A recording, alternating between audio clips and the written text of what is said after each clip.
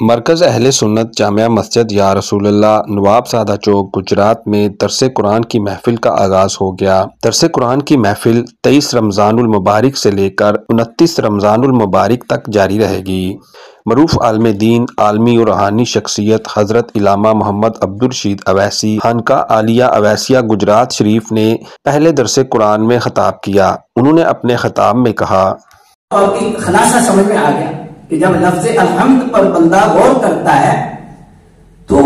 لفظ الحمد ہی بندے کو توحید کے جام پہ لاتا ہے۔ اب الحمد اس لحاظ سے بھی سمجھنا ضروری ہے، جو اشارتاً پہلے دروس میں ہوا ہے، کہ جب مخلوق کے پاس خوبیاں ہے ہی عطا ہی، تو یہ پھر گمنڈ میں نہیں آتا، تکبر میں نہیں آتا۔ یہ پھر جب یہ سوچے گا نا کہ بندے کی آواز اچھی ہے، تلاوت کر رہا ہے، نعت پڑھ رہا ہے، ذکر کر رہا ہے، تقریر کر رہا ہے، حدیث کا درس دے رہا ہے، قرآن کا درس دے رہا ہے، یا کوئی بھی اس کے اندر خوبی ہے، یا جو سخی ہے، سخاوت کر رہا ہے، صدقہ کر رہا ہے، خیرات کر رہا ہے، تو اب چونکہ مسلمان ہے اور اس کا یقین ہے کہ یہ خوبیاں اس رب کی دی ہوئی ہیں، تو جب یہ یقین رکھے گا تو اس کے اندر تکبر نہیں آئے گا۔ مثال کے طور پر ایک اچھا پڑھنے والا ہے، جب وہ پڑھے گا تو اس کے ذہن میں ہوگا کہ یہ جو خوبی ہے یہ اللہ کا کرم ہے کہ اس نے مجھے عطا کی ہے، وہ ایک لمحے میں لے بھی سکتا۔ یا اللہ کے متعلق تبرکات کے اور متبرکات کے متعلق یہ نظریہ رکھتے ہیں کہ اولیاء اللہ جو ہیں وہ ہر وقت اللہ کے محتاج ہیں، ان کے اندر جو خوبیاں ہیں وہ رب کی عطا کردہ ہیں، اور وہ کسی لحاظ سے بھی بے نیاز کسی لمحے میں نہیں ہیں، اور رب ان کا محتاج نہیں ہے۔ ان کے مقابلے میں ہندو، سکھ، مشرکین مکہ کا کیا نظریہ تھا؟ وہ یہ تھا کہ بت جو ہے وہ اللہ تبارک و تعالی کے نظام میں اس طرح ہے کہ اب ان کے بغیر کائنات کا نظام نہیں چل سکتا۔ بات سمجھ میں آئیے؟ اسلام کے اندر اللہ تبارک و تعالی نے نظام چلانے کے لیے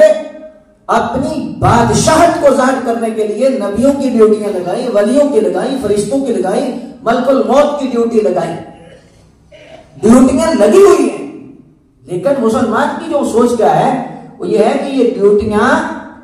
محض رب نے اپنی عزت ظاہر کرنے کے لیے لگائی ہیں، نہ کہ رب ان کا محتاج ہے، نہ ملک الموت کا محتاج ہے، نہ نبیوں کا محتاج ہے، نہ ولیوں کا محتاج ہے۔ اللہ محتاج نہیں، یہ محض رب نے اپنے کرم سے، فضل سے جو ہے وہ ڈیوٹیاں لگائی ہیں، اور وہ جن کی ڈیوٹیاں اللہ نے لگائی ہیں وہ نبھا رہے۔ اللہ تبارک و تعالیٰ کی ذات نے جہاں لفظ الحمد کے بعد رب العالمین فوراً کیوں فرمایا، کیا وجہ ہے؟ بہت ساری بحث فرمائی، جس کا خلاصہ میں ایک دو لفظوں میں آپ کے سامنے رکھنا چاہوں گا، اور اگر آپ کی سمجھ شریف میں آئی تو آپ کے چہرے چمک جانے چاہیے اور زبان پر اللہ کا شکر اور اللہ کی حمد آ سکے۔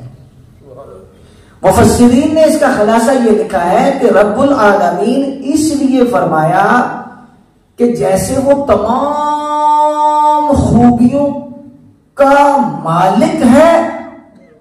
اس طرح وہ اپنی تمام مخلوقات پر نعمتیں اور رحمتیں اسی طرح برسانے والا ہے اور پالنے والا،